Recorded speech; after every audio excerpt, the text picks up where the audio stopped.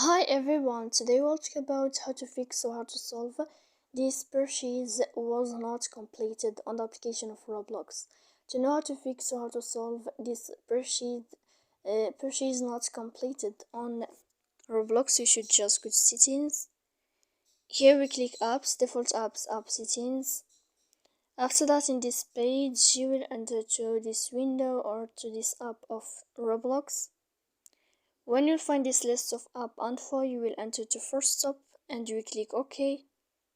Here we go to click storage. After that we click clear cache and don't click here clear data because that can make a lot of problem on your phone. So please don't forget to support us by like and subscribe. See you next time in another video and thank you for your attention and your watching. Goodbye.